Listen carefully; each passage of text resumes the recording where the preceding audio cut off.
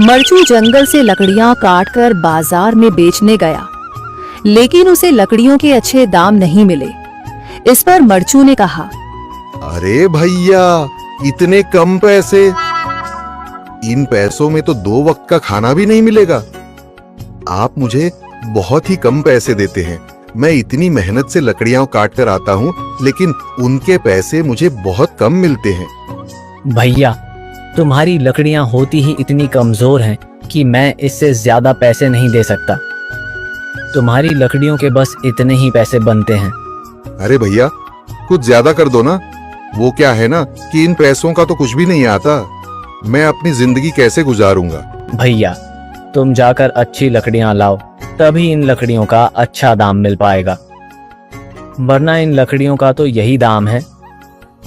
ये सुनकर मरचू बहुत ज्यादा परेशान हो गया और पैसे लेकर किराने की दुकान से सामान खरीदकर घर आ गया। घर पहुंचते ही मरचू की पत्नी सीता ने कहा, अरे जी, सामान ले आए आप? हाँ जी, सामान ले आया हूँ। सीता के चेहरे पर खुशी छा जाती है, लेकिन जब उसने सामान देखा, जी, इसमें तो बहुत थोड़ा सामान है। हाँ सीता, मुझे पता है कि यह सामान बहुत थोड़ा है, लेकिन मैं क्या करूं? मेरे पास जितने पैसे थे, मैं उतने का ही सामान लेकर आ गया हूँ। इस तरह हमारा गुजारा कैसे हो पाएगा जी? आपको तो पता ही है कि हम कितनी मुश्किलों से गुजारा करते हैं। हाँ हाँ, मुझे पता है, लेकिन मैं कर भी क्या सकता हूँ? मेरे पास इतने पैसे ही नहीं कि हम एक अच्छी जिंदगी गुजार सकें। इतनी मेहनत कर रहा हूँ, लेकिन फिर भी मेहनत का फल नहीं मिल रहा। इतनी मेहनत से अच्छी लकड़ी काट कर आता हूँ, लेकिन मुनासिब दाम नहीं मिलता। मैं तो बहुत परेशान हूँ। क्या करूँ? कहाँ जाऊँ? अरे जी, आप परेशान न हो, आप कोई और काम देख लें। मैंने कई बार काम तलाशने की कोशिश की, पर किसी ने भी मुझे काम नहीं दिया। ये सुनकर सीता भी काफी ज्यादा परेशान हो गई। मरचू से सीता की परेशानी नहीं देखी गई। उसने अपनी पत्नी सीता से कहा, मैं फिर से जंगल की ओर जा रहा हूँ। अरे जी, अभी मत जाइए ना, वैसे भी शाम हो रही है। आप कल चले जाइएगा, अभी मत जाइए।